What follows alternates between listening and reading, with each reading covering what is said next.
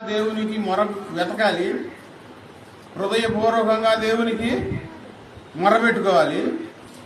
అక్కడ వ్రాయబడి ఉంది, హృదయపూర్వకముగా లోబడిన వారై. హృదయపూర్వకంగా దేవునికి లోబడాలి.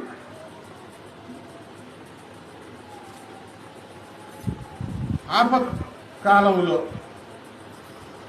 కొంతమంది దేవుని దగ్గరికి వస్తారు.